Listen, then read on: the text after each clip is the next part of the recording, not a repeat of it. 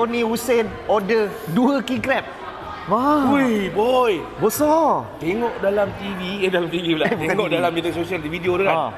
Tengok macam biasa je. Sekarang tengok depan-depan, Masya Allah. Besar Ini makan seminggu kenyang ni, boy. Boy, berapa ni, boy? Ron nak makan. Teringin sangat, boy. Tengok dalam video macam lili halio dah. Tapi sebelum tu Ron pernah makan kan? Tapi yang ni Ron order yang lain kan? Lain lah. Okay, Berapa, boy, ni? Berapa ni, boy? Ini untuk yang 3 kaki 498 dapat 2 nasi lemak.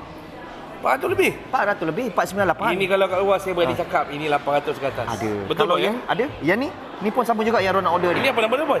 Ini king crab seekor. Seekor? Seekor 2.5 kilo, 798. 798. Ini confirm.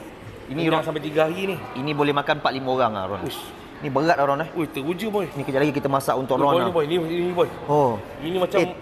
Tapi yang first Ron makan tu, Ron ingat tak yang saya buat video Ron makan tu macam mana rasa dia? Yang Ron ni? Ingat, yang ni. Kau orang makan kentang kecil kan? Dah sedap kan? Kentang besar lagilah sedap. Lagilah sedap. Memang mantap. Serius. Kena pula dengan nasi lemak basmati. Nasi lemak. Sambal mak. Oh mak, tolong mak, sedap mak. Mega apa? Mega lah, pada Megawati, Megatron. Rindu boleh kembali jangan. Jangan cuba bang. Belanja sikitlah chorus Ron. Okey. Chorus. Hanya ku yang mencari, rembulan masih ada. Mungkin seketika Awi. Okeylah, yang mana nak makan king crab jangan lupa singgah ke restoran nasi lemak lobster. Tengok Abang Ron pun dah makan. Kita punya ni dah kali ketiga Ron makan king crab.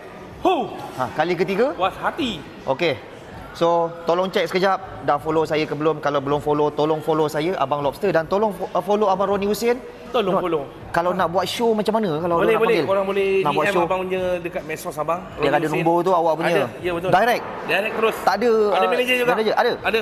Tapi kalau diorang nak direct pun boleh lah. Boleh juga. Boleh. DM abang terus. DM Okey. terus. So nak cari host ke, majlis ke apa-apa cari. Tapi kalau nak cari king crab, ini. Ini orangnya. Ini tempatnya. Okey.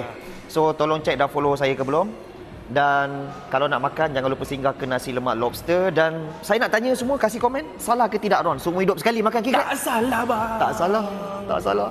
Salah kalau awak tak cuba, itu salah. Jumpa lagi Abang Lobster. Alaska king crab besar-besar bas. Besar-besar.